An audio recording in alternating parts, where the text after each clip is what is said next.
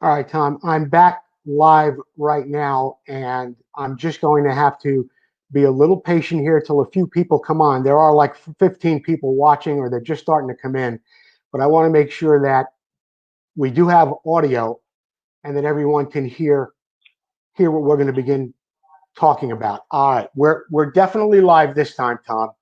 I apologize for the delay for everyone who was watching earlier. I am going to again. I'm going to start from the top, Tom, if you don't mind. No, not at all. All right. Well, I want to thank everyone for being here this morning at Vintage Motocross Radio. I am your host, Joe Abadi. Whether you're listening on your phone or on your computer, please take a moment to share the show with your friends on Facebook or YouTube. This program is made possible with the help of our sponsors, Nightmare Racing, the best reproduction Kawasaki plastic on the planet. Preston Petty Products, the legend continues. Amsoil, the first in synthetic oil since 1973. Full Circle Racing, rims, spokes, lacing, and truing for both vintage and modern bikes. Vinco, keep the ride going with over 650 products in their catalog. Motion Pro for specialized tools, cables, and controls. Golden Industries, be sure to check out their fuel filters. And check out all of our sponsors online and on Facebook. My guest this morning, as a young boy, had one of his first jobs at Carlsbad Raceway repairing fences along the track with his dad. He went on to become a professional motocross racer in 1975 and has ridden for such factories as Honda, Harley-Davidson, and Kawasaki. He competed in all the classes, 125, 250, and 500. He's the winner of the St. Petersburg 500cc National in 1977. He also won this year's Point National in 1978. In 76, he was the highest placing American rider in the Trans Am Series and also went on to race some Grand Prix in Europe. At just 18 years old, he was known as one of Honda's Wonder Kids. He also had a very successful career in the off-road truck and dune buggy class, winning the Mickey Thompson Off-Road Stadium Series an incredible 5 times. It's my pleasure to have as my guest this morning, Mr. Tommy Croft. Tommy, are you with me again? Yes, sir, Joe. Thank you, Tom. I apologize for that little technical glitch we had there a moment ago, but now we're back at it. And Tom, during my research, I found out that you had ridden this bike I wanted to talk to you about so many times, and it was such an interesting bike. It was a bike that Kelvin Franks had built for you. Tell me a little bit more about Kelvin and what that bike was all about. Well, Calvin was a real innovator in motorcycles. I mean, he built his own chassis, and the 125s were Honda motors, and the 250s and open bike was a 400. They were Suzuki's, and he built his own frames, all nickel plated, and just beautiful bikes. And the 125 looked like a monoshock. Everyone thought it was a monoshock, but it actually had 2 Coney shocks under the seat, right above the air cleaner. Mm-hmm. And it had beta forks on it, which were always a good fork back then. And it was just an incredible bike. And to get the ride from Calvin was just awesome. And I was at Carlsbad, and my Mako had broke down in practice.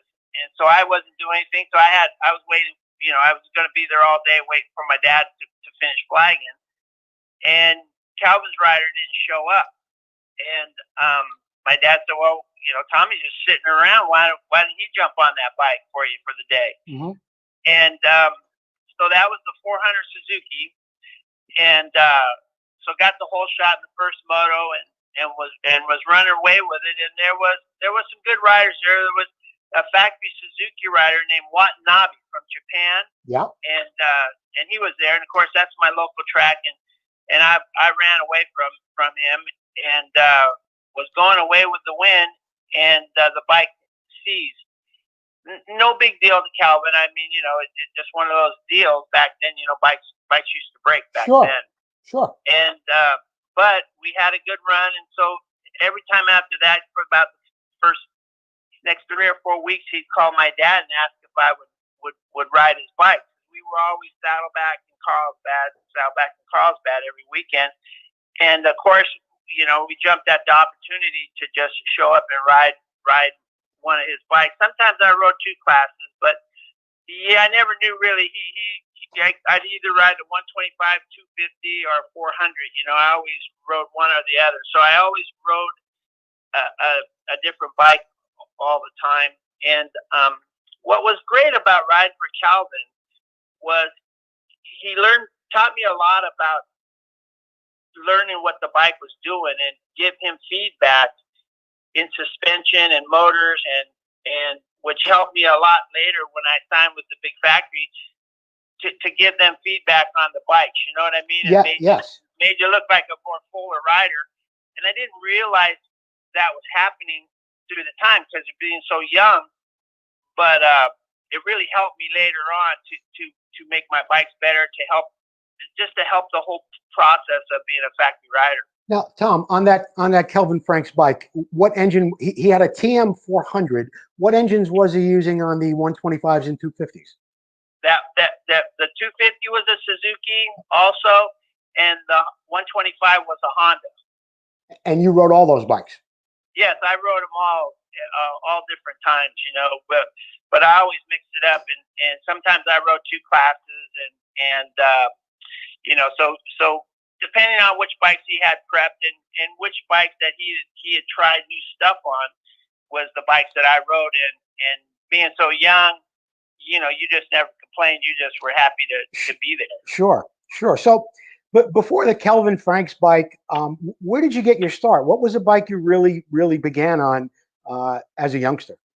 Well, back then, I started, my first race was in 70. I was in 7th grade, and we had a Hodaka Super Rat. We had bought us a Hodaka Super Rat, and I started racing that at Carlsbad. Back then, Fun Bike Center now is a pretty big deal. Back then, it was a lawnmower shop, and they sold dirt bikes. And my dad struck a deal with the guy. He did masonry, and we went and worked in the guy's backyard. I dug all the footings, and we struck a deal to get the bike. And from then on, I was probably about a year maybe riding that bike, and then I moved to intermediate, and it took about another maybe only 8 months, and then I was expert. And Jim Beecham had a ride with the Harley Davidson 125 back then, and he had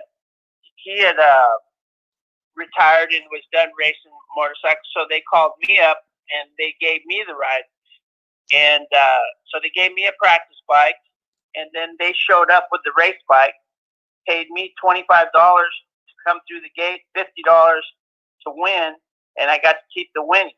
So that was a great ride for someone that in 9th grade. Yeah. Great. And Tom, when you talk about Jim Beecham and the Harley, we're talking this is prior to Tripes and Staten. You were riding what, a Baja at that point? Yeah, it was a Baja, but they made it into a motocross bike. It was had a white fiberglass. I did an interview with VMX magazine, and I just wasn't really too sure about it. I was so young, but and they just showed up and just took care of everything, But it was the Baja bike because they didn't really have a motocross, and I probably had rode that for it had to be about 7-8 months, and then they wrapped up the program, and then I hooked up with Hodaka, and they gave us a bike, and I rode for the factory Hodaka. So I had a couple good rides before Calvin, Yeah. And then I rode a square barrel Mako too. So I always rode two classes. And Joe, riding a bike that shifts on the right side and riding a bike that shifts on the left side in the same day, it's pretty tricky. It is. It is. Yeah. Tom, you mentioned a little while ago about your dad, who worked at Carlsbad for many years, and I know he helped you with your career too. And I'd like the audience to know a little bit more about your dad. And he was a staple there. He was like the guy at the finish line. What exactly did he do? Okay, so when we started in racing to make extra money and to keep our racing going, this is at the very beginning. It's like 71, 72. So my dad, they needed a flagman at Carlsbad one day, and my dad said, "Well, heck, I'll do it." So we started doing it, and then we were always at Carlsbad and Saddleback, so we became total CMC guys. And they paid my dad, I think, $50 a race to flag for the day. Mm-hmm. Maybe 75. I'm not exactly sure, but we would put that money towards our racing.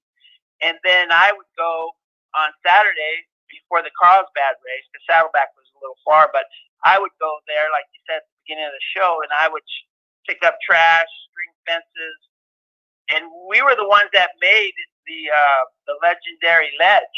When we did that, we had just strung snow fence up there, and there was bushes and everything, and I was part of building that part of the track. So, and then I would get free entry fees, like two free entry fees for the day, and my dad flagged. So that's how we kept our racing going. It was a family deal, and that's how we kept going. So it was wonderful.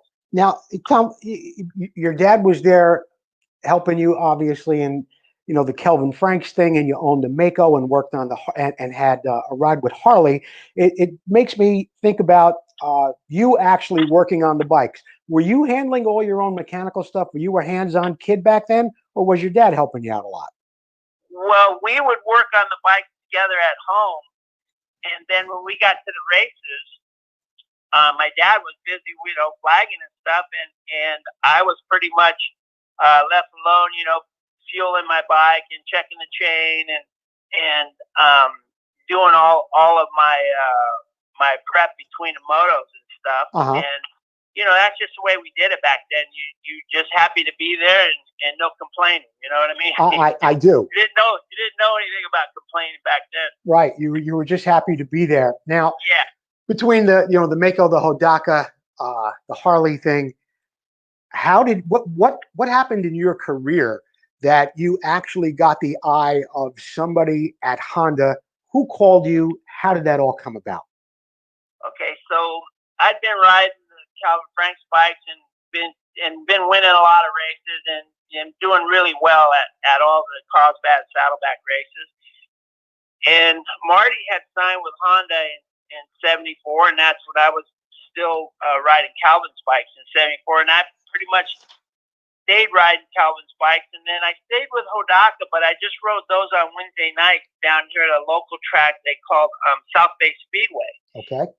And so I kept that going on Wednesday night, and that was a CMC event also, and then I would race Calvin's bikes on the weekends. So this was a big race at Saddleback. It was $1,500 purse to win, and that's just huge money, back then in 74 to win a race, and especially a local race. So the nationals were over, and all the factories were there testing all their new bikes. The Yamaha, Suzuki, Honda with Marty, and Marty just come off that great year, and so everybody was there at this race, and I'd been racing against Marty and everybody, so I really wasn't intimidated. Really wasn't feeling under any pressure that they were all there, and because Weiner, just all the guys were there. Uh-huh. And so me and Marty, the first moto, and I was riding the 250, and Marty was on his 250 Honda Works bike, and I was on Calvin's bike, the Suzuki 250, and I got the whole shot, and Marty got second off the start. And me and him just went at it. I mean, he probably wasn't an inch off my back wheel the whole time, and I won that moto. And second moto, I don't know really what happened. I can't really recall. I think I got third overall, and some kind of happened in the second moto a little bit. But the first moto was really enough to niche everything. And the next day, Monday, when I came home from school, my mom goes, Yamaha, Suzuki, and Honda has called, and they want to call you. They want you to call them, and they want a meeting. Wow. And I said, man, this is awesome. So I called Yamaha first, and I went and seen them, and Terry Clark, or Ken Clark, went and talked to him, and so he goes, I could have signed with Yamaha, and he goes, well, all you have to do is cut your hair, because I had a long ponytail. So I came home that night, and I told my mom, cut my hair off right at my ponytail. I said, I'm going to go see Honda tomorrow. And Marty had called me that night and said, you didn't sign with Yamaha, did you? And I go, no, I wanted to talk to Honda and everybody first. And he goes, sign with Honda, it'll be awesome, you know. And I did want to ride for Honda, you know. So the next day I went to Honda with my hair cut, and that was it, you know. They offered me a contract, and I took it, and obviously the rest was history from there with me and Marty being friends. And I had never flown in an airplane until my first race, you know, and so we went to Texas, and Marty was telling me how it was going to be flying and all this stuff, and I, being from San Diego, I didn't know anything about humidity, and as soon as that door opened in Texas, let me tell you, I learned about humidity really quick. Let me tell you, that it hit you like a ton of bricks, you know, and that's when I really started training and taking it serious, you know. So you and Marty were still in high school when you guys had contracts with Honda? Yeah. Were you like your Marty, junior yeah, years? Marty actually signed in 11th grade, and I signed at the beginning of the year in 75 in 12th grade. Now, were you and Marty friends before this whole motocross thing began, Tommy, or did you just actually hook up closer after the Honda deal? No. I was a little bit ahead of him. I was already an expert, and Marty was just coming up right behind me. We're the same age and everything, obviously. Yeah. And so I was always bouncing around. He seemed to stay just in the 125 class, and I rode my Mako 250, and I was just bouncing around all the time, whatever bikes I could ride. And so we had a lot of good races. And after the races at Carlsbad, we'd meet up at Farrell's and go have ice cream. And we had just, you know, become friends coming up through Carlsbad. And his mom and dad were just great. And you know, Joan was always making me lunch and everybody lunch. And Al was just great, you know. So we just hit it off and just became friends. And we had actually spent a lot more time through the week practicing together and you know, more time at each other's homes and stuff. Right. Now let's talk a little bit too, and we're going to get back to Marty in a bit, and we'll talk more about that. But tell me about Honda as far as, because you just talked about training and what humidity was like. But did Honda also supply you with practice bikes, and what was an average week like for you as far as training and riding? Well, Joe, when I first signed with Honda, they came to my school because they wanted me and Marty to finish school. They wanted us to finish high school. So our team manager came down to down to school, and he told them that I had just signed a contract with Honda, and they gave them a schedule of all the places that I would be.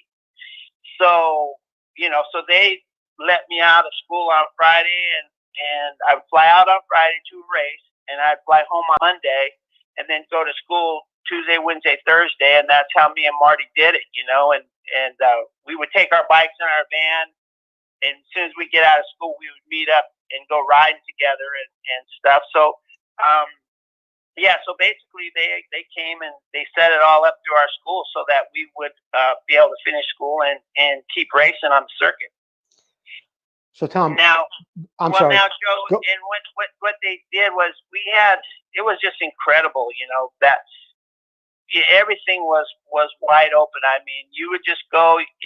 They gave us, you know, all the bikes, 125s, 250s. When they didn't have an open bike back then, but we had all the parts we wanted. And later on, like 76, 77, we would get our, like in 76, we would ride our 75 works bikes for practice bikes. Okay. And then we had all the production bikes to give them feedback and ride them and see what was going to break, because a lot of people don't realize that all the factory riders are their test riders too, to see what breaks and give them feedback to make the bikes better. And so we had to ride the production bikes a lot also to give feedback. Do you recall the first day you got your works bike, where you were, what mechanics were there, and what track you were at? Well, actually, before I started on the circuit, it was like a downtime in between, and I was racing a lot of CMC races, and I didn't realize that something just came out on Facebook that I had broke the record winning 6 motos in a row in CMC that had never been done. So I was racing quite a bit and testing a few of the factory bikes, but there was one time in particular when we were testing the works bikes, they would rent Carlsbad or they would rent Saddleback, and so no one could see our new bikes. And me and Marty were at Saddleback, and it was the year that I think it was the 77s, the red motor Hondas came out. Yes. And when they unloaded those things out of the truck, me and Marty were standing there, and we looked at each other like, holy crap. We just said, man, a motorcycle can't get any better than that. That's it. It's the best thing. That's it. They maxed out. We thought it was the best it could possibly be. And well, virtually at that time they were. Yes. And to be young and to be able to ride those bikes, and my first year in 75, Merle Anderson was my mechanic. And then I had all the mechanics from John R. to Roy Turner. And so we kind of mixed it up back then, because there was only 4 of us on the team in 75 and 76. Was Pierre, Rich, myself, and Marty. So it was a small team, and it was real nice. Of course, having Brad and Jim come on board was great too. Oh yeah, it was a year or so later. I mean, you had Steve Wise, Brad, and the team got big. Yeah. Well, which one? Because you rode all different size bikes there, Tommy. Which one was really your favorite? I seem to take a liking to the open bikes for some reason. I don't know. Maybe a little taller. I'm not exactly sure. I just really love the grunt of a motor, and, yes. and short shifting them. And so I really took to the open bikes, even though my career started in small bikes, which I'm sure most guys do, and no one starts on a big bike. But so I'd won a couple motos in the nationals, in the 250s, and stuff. But I just had taken to the open bikes the most. Okay. And there was something else that was on my mind a little bit earlier. I wanted to ask you, because you guys got your start at 17 or 18 years old with Honda, and your juniors and seniors in high school. Were there any other sports that you guys were involved in? I mean, was there anything else other than dirt bikes for you guys at that time? Well, it pretty much took all our time, but when I did sign with Honda, they didn't tell me that, well, now that you've been a professional and you've made money as a professional level, yes, that you cannot really be in high school sports, amateur sports anymore. Which I wasn't going to do anyways. I mean, obviously, being a full-time factory rider took everything, and going to school and everything took all my time. But that was part of the deal. Once you've been a professional racer and you've made money, you really can't do an amateur sport like a high school sport. But like I said, I wasn't going to do that anyways, Joe. I mean, me and Marty, we love playing softball and throwing the ball and golf and stuff. But motocross was obviously our main thing, and took all of our time. Sure. Let's talk about a contract for a minute, Tommy, because you mentioned there was Yamaha and Honda and Kawasaki maybe early on. What was Honda paying you, say, the first year you got involved with them? Do you remember? Yeah, they would pay me $1,000 a month in high school, and then you got $1,500 to win. $750 for second and $500 for third. So you got your contingency. So you got your bonus money also. Mm-hmm. And then back then you had JT, you had Bates Leathers, all your other side contracts that paid you also. so I think my probably some of my best years was you would make around $100,000, just over $100,000 or so. I mean, but that was really good in the early '70s, mid '70s. That was Sure. we were driving 911 Porsches, and I had bought my house when I was still in school, and ended up buying a few homes, and had some rentals and stuff, and so I got out of that business. That was a tough one, but anyways, yeah, it was just a great time. And something, Joe, back then, to tell you the truth, it really wasn't a money thing. It was just everything was going so good, the money just kind of followed. Yeah. You just did good, and you were racing, and that was your main focus, and the money just kind of followed along by doing good. Yeah, and I wanted to ask you this too, Tom. I mean, you talk about $100,000 in 1977. Were your parents kind of guiding you? Were they involved with you financially? So you were kind of careful with the money, or because when that motocross career ends, it ends quick. Yeah, it did really good with it. I had some IRAs and some stuff that my dad focused me on going that direction. Yeah. And I bought my home, and but me and Marty loved having toys and having sand cars and nice cars and stuff. So probably spent a little more on that than probably needed to be, but it all worked out just fine. I mean, everything had just worked out fine. And when I retired from motocross, I had actually bought a speedway bike and was going to race speedway because Jim Pomeroy hooked me up with I think it was Ken Maley. Yeah, Ken Maley used to make the metal shoes and stuff, and Yes. I bought a Jawa 500, and I figured, heck, I kind of like that. I go, heck, I just got done with these motocross wars of 45 minutes. I think I can go 5 laps, Right. on a speedway bike. And I started riding it, and I was just about ready to race it up there in Orange County. And Marty Tribe took me to one of these off-road races, and that's where I turned everything and started my own race team. That's how you got involved with the off-road stuff. Yeah. Okay. Yeah, exactly. Yeah. I do want to ask you another question. It was really about Nancy too. Did Nancy go to school with you guys as well? Well, I didn't. Me and Marty weren't in the same school. He went to Point Loma, which is probably got to be about 10, 15 minutes from my house. Okay. And me and Nancy lived more up by the stadium, Kearney Mesa, Serra Mesa. And me and Nancy, when I was young, we lived right across the street from her name is Sowers. So we lived right across the street from the Sowers. Right. And we went to school 4th and 5th grade. And Marty Moats was actually in our classroom too. He lived down the street also. And then we moved, I don't know, probably can't be like 5 miles on the other side of town. And then she had switched over and went to my junior high school. So we had been friends, and I'd been friends with their family for pretty much my entire life also. I see. Yeah. I see. Yeah. And Tom, there's another story here that I know the answer to, but I'm sure the listeners are going to really get a kick out of this. And it's I'd like you to tell everybody how you met your wife, Cindy.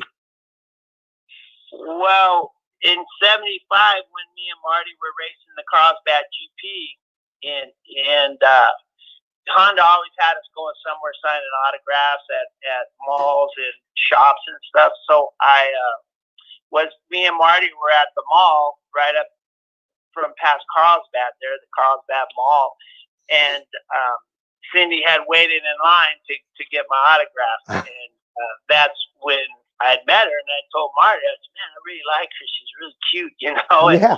And so we had talked and stuff, and years went by, and then she showed up at LA Coliseum when I was racing my single seat dune buggy, my single seat race car. So that's when we had got together, those years later. But that's when I had met Cindy, and we knew each other from that. From an autograph session. That's really I always loved that story, and I was looking forward to you sharing that with everyone else. You know, you just mentioned Marty. You just mentioned Marty Moats too, and before the Honda contract, and maybe even before the Kelvin Franks ride, you're coming up. You're on the Hodaka and the Mako. Were there any other names that we would be familiar with that you crossed paths with on those tracks? Like, you know, you and Marty Smith. Was Marty Moats out there? Were there any other guys? Marty Moats, of course. Bruce McDougall, Chuck Bauer. God, there's guys. Well, of course, Billy Urban, Jim Beecham. You know, these guys were just,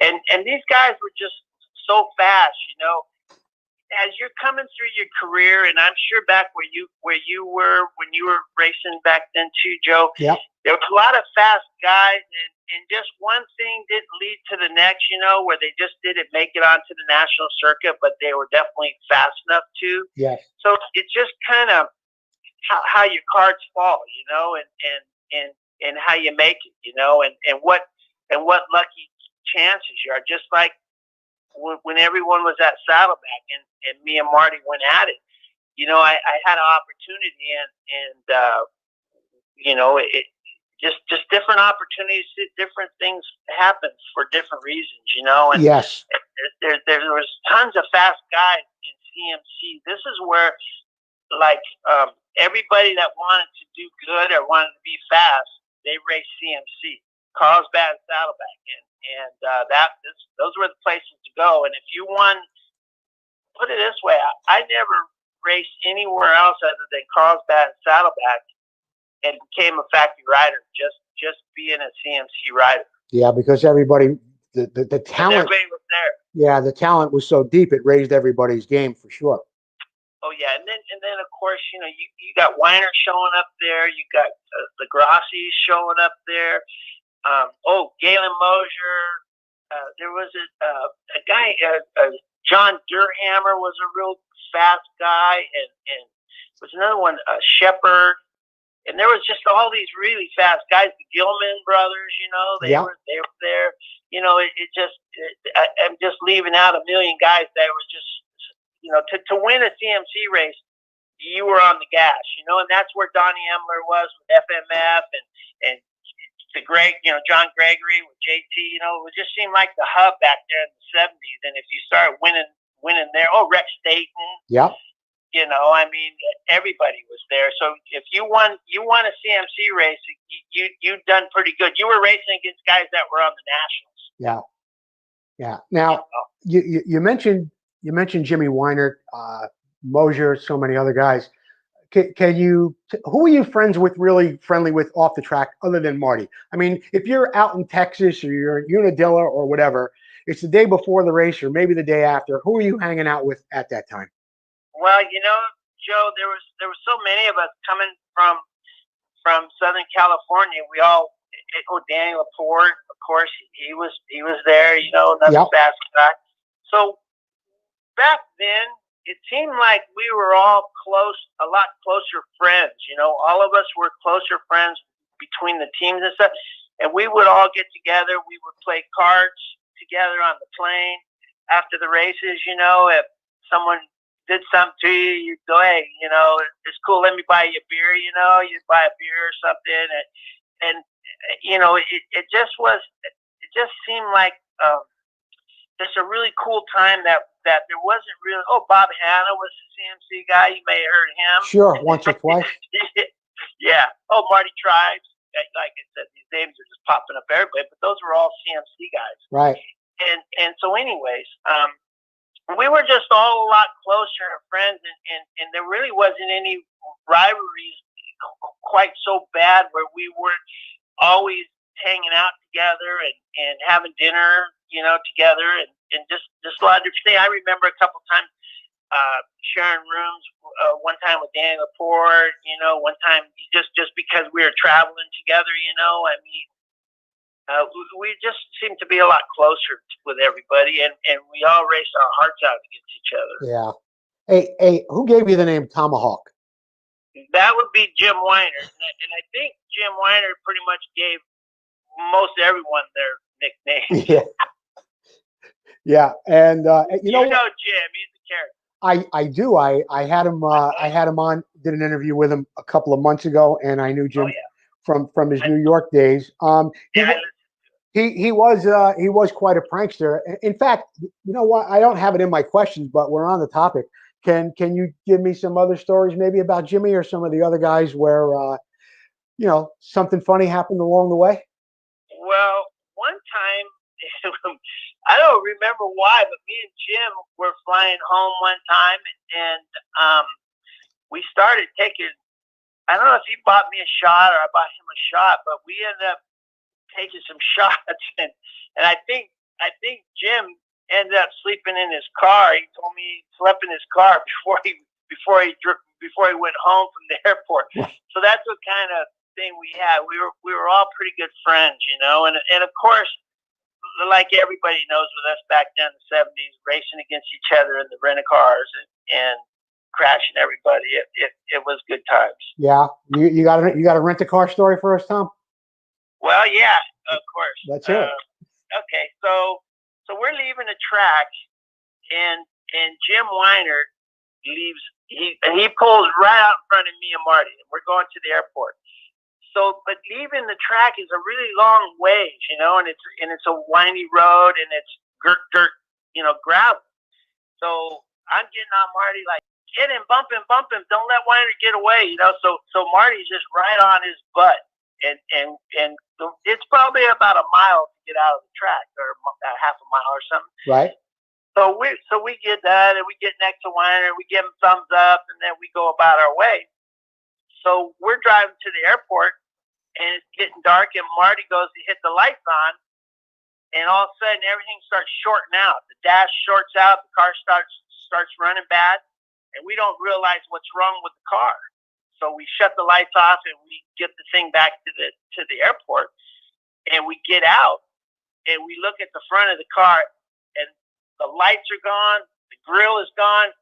We didn't realize Weiner was roosting us so bad, he wiped out the whole front of the car. and it was so bad, the lights and everything shorted out, But that was just one funny thing that comes to mind, I mean, like I said, we were always playing gags. One other rent-a-car thing. Yeah. We'd always have the engineers that would come to the races, and they're always, with the shocks and everything, and you're always trying to communicate with the Honda factory engineers, and these guys are big wigs, and they're going to figure out everything.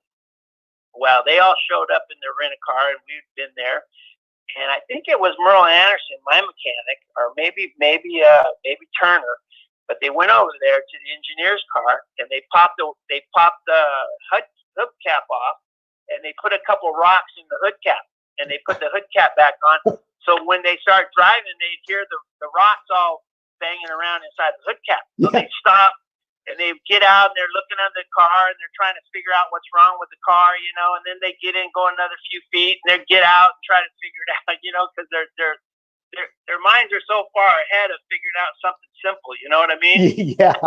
Yeah, they could figure it out, and we're just cracking up, But we always had a lot of pranks like that. It was good. Hey, Tom, you rode for Honda for those 5 years. You went on to Kawasaki, but it makes me wonder, were there any other opportunities or any other contracts that came up or offers while you were with Honda to go with another factory? Yeah, actually, Harley had offered me, and they were going to pay good money. That was right through when Marty and Rex were there. Obviously, way different than the deal I did when I was a kid. Sure. But for it kind of helped me out my negotiations with my contract a little bit that year in '76. But because I had led all the Americans and Moto wins in that year in the Trans Am, and so I had a pretty good year, and had good year at in the GPs and stuff. A few GPs I rode Carlsbad in Canada and stuff, and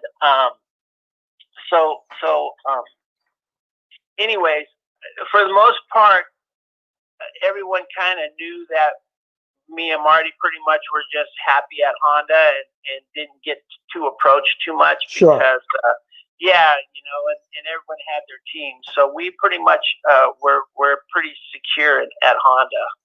Now, you mentioned earlier the tracks you spent the most time on were Saddleback and Carlsbad, but you rode so many other tracks throughout the country. What were some of your favorites and maybe some of your not so favorites?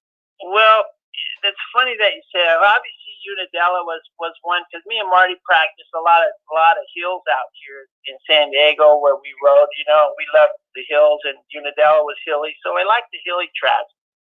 But it's funny when people ask me what was my favorite track, because when you're a racer, you could go out in the morning and your bike's not feeling good, and you don't really like the track, and things just aren't going good that morning where you're trying to get the bike together and you're trying to get on the right groove to go fast, mm-hmm. and you're just not having a good morning, and then all of a sudden the race goes and you get a good start, and all of a sudden you just click and you just do really good that day, and that all of a sudden becomes one of your favorite tracks.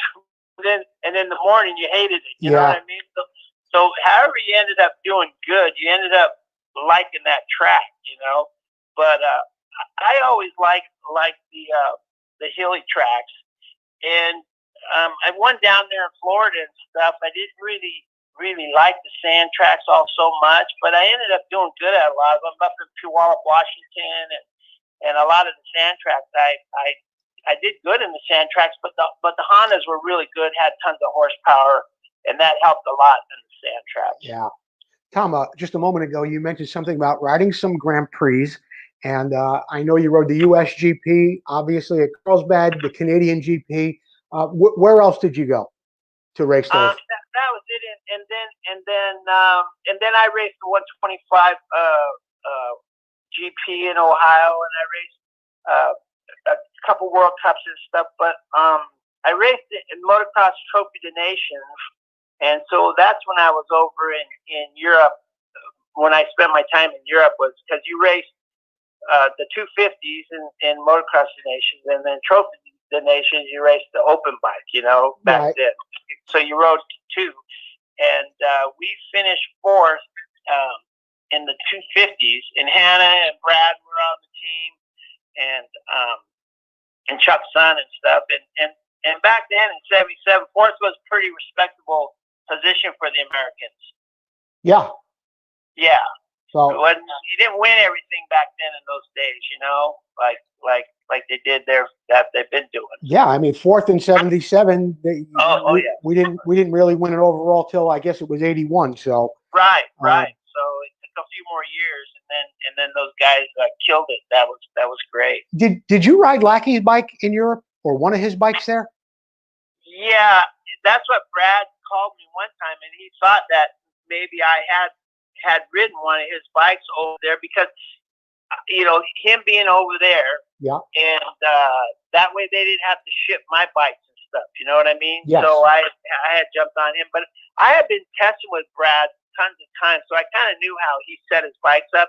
He set his bikes up a little stiffer than mine, and which wasn't a big thing, but I could tell by the way that he rode in the tracks why he had his bikes a little stiffer than mine.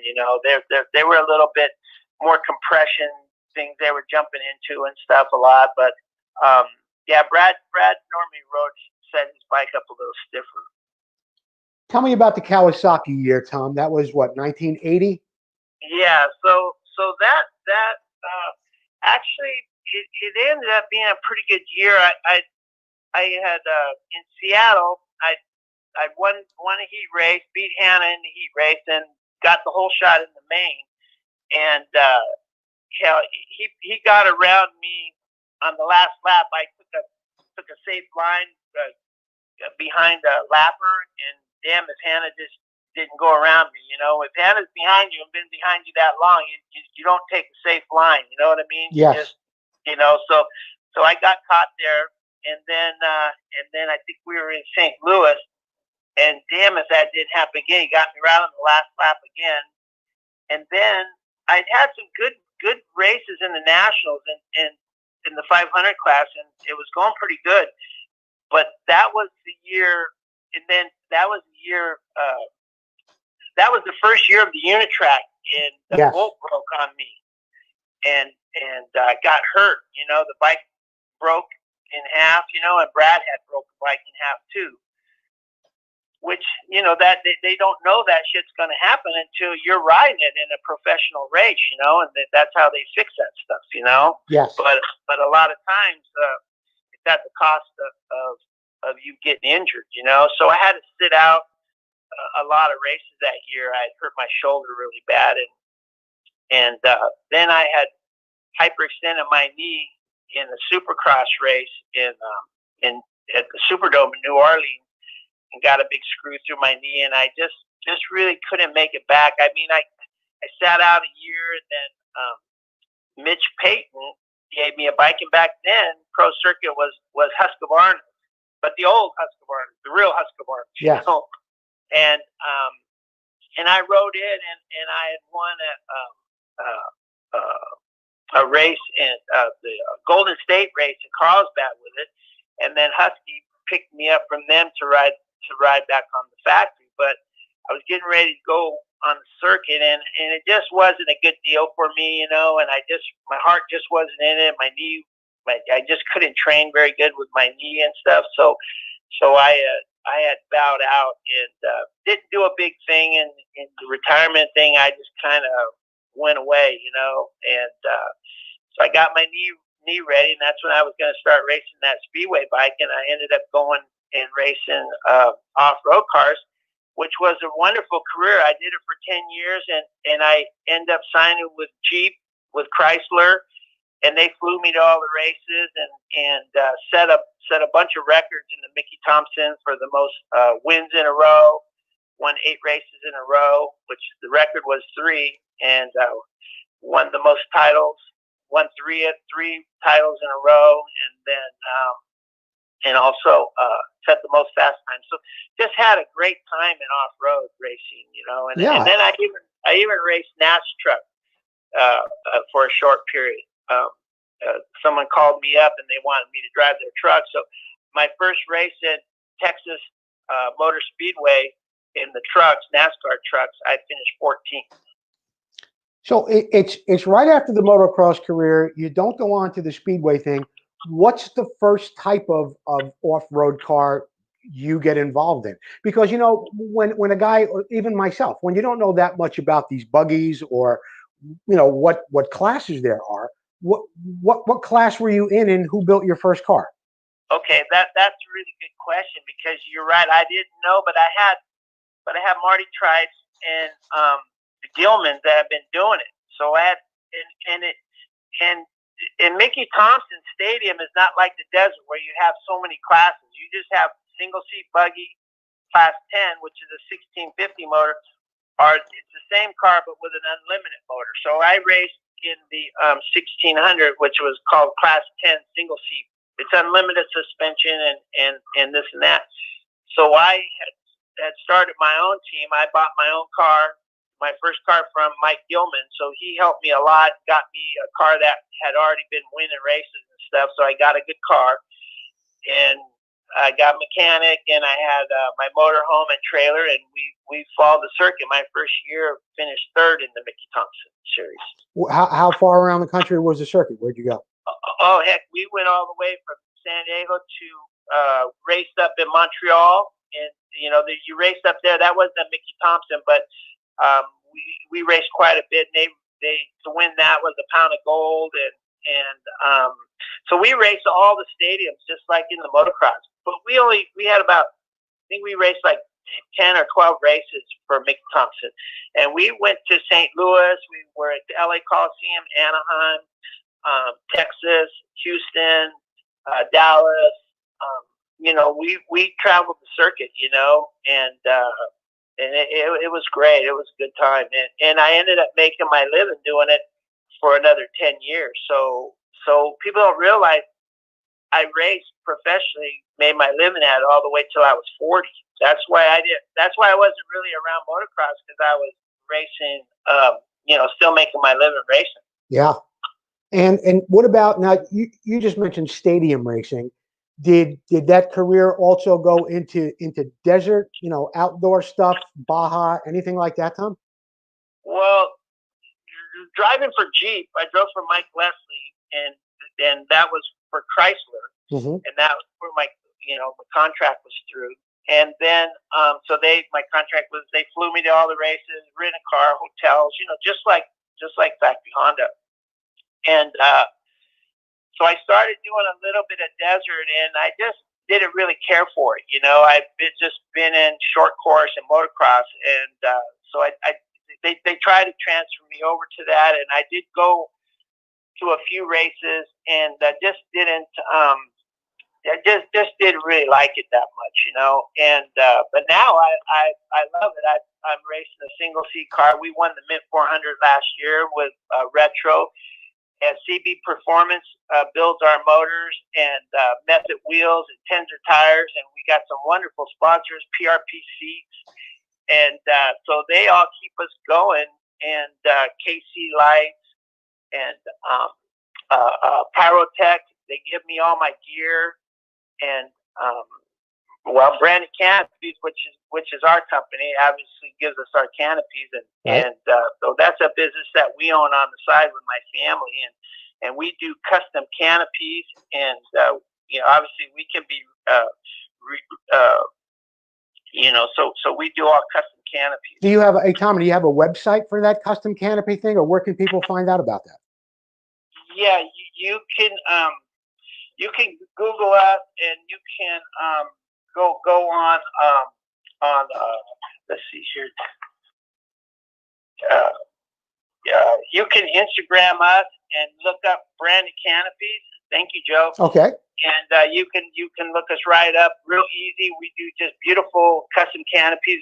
My son has been at Addiction Industries, and he's involved with all the amateurs, and we do all their canopies and all that. So you can just look us up on Instagram and check us out, and we'd be happy to help anyone else. That's great, Tom. Hey Tom, let's chat a minute about your family. You told us how you and Cindy met at the autograph signing. How many kids did that turn into, and how many grandchildren do you have? Well, we have two daughters and my son, and we have 3 grandkids, and two are 13, just turned 13, and my grandson is 17 now. Yeah, he's getting so big. He's just over last night. So we raised the kids camping with Marty and Nancy out at the desert, and we still go to the desert. We have a house right on the Colorado River, right outside of Blythe in Ehrenberg. Yes. And so we're out there all the time, and off-roading, and through the summer we got jet boats and stuff, and hit that. So we still stay close as a family doing that. That's great. Yeah. Hey Tom, at the Carlsbad reunion last year, you had on display. It was a beautiful bike. It was a Hodaka, perhaps one of the nicest ones I'd ever seen. How long have you been restoring old bikes, and do you have like a little collection of them?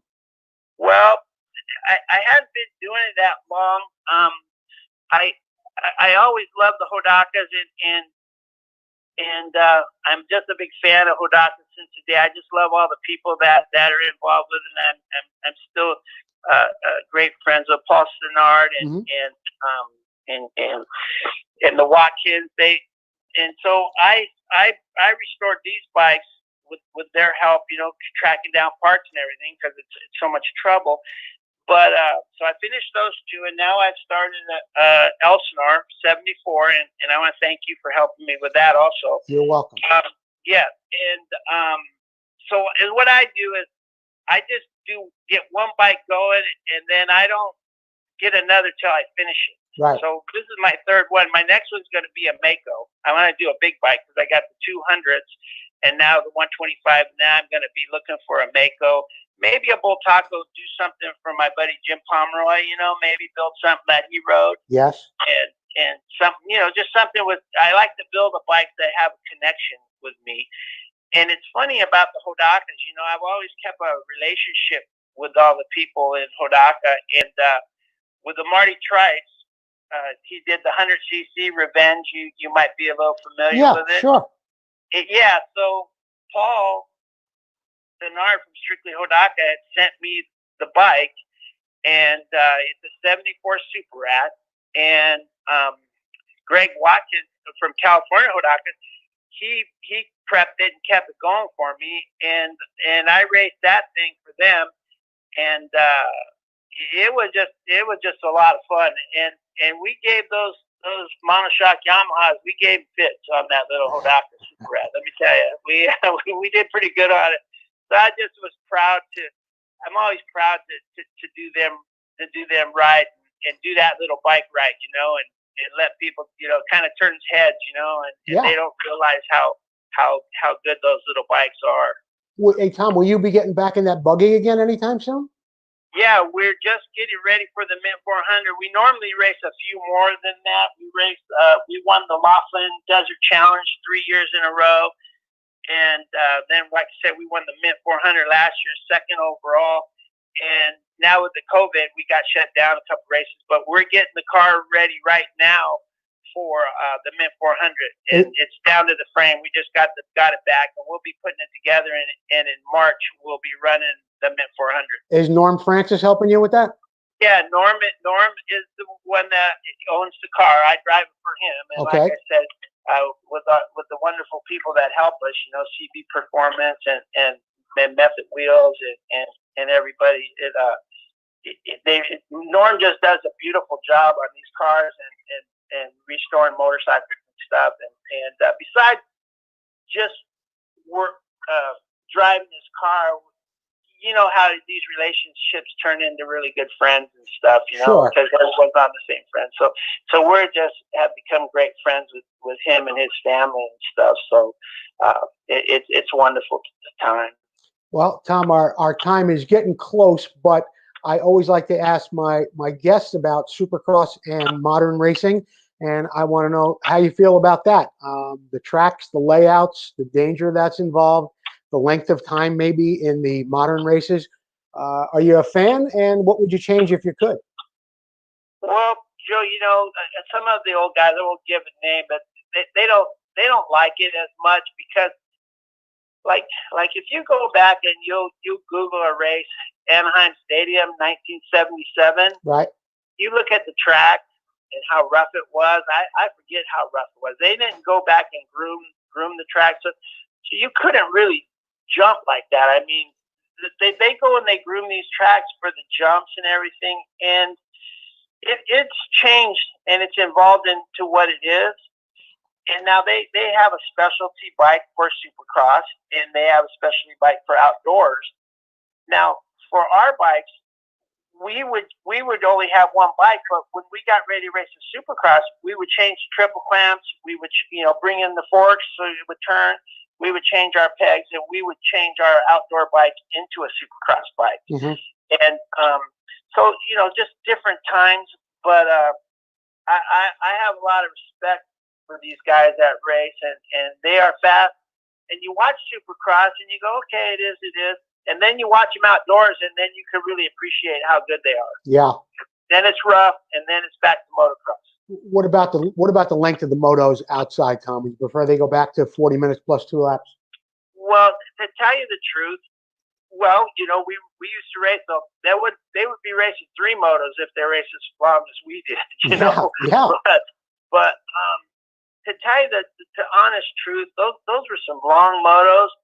And I think we were losing the fans halfway through those things in the heat and everything. You know what I mean? Yeah. Like, I'm sure you went to a lot of them, and man, it's a long day for a fan to stand there for 45 minutes. It is. Yeah. So you want to.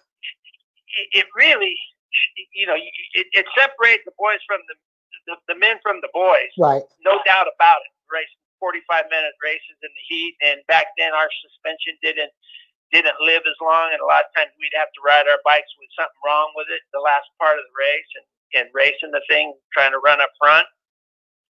But you got to keep it interesting and keep the races tight, and I think they run a tighter race being a little bit shorter races.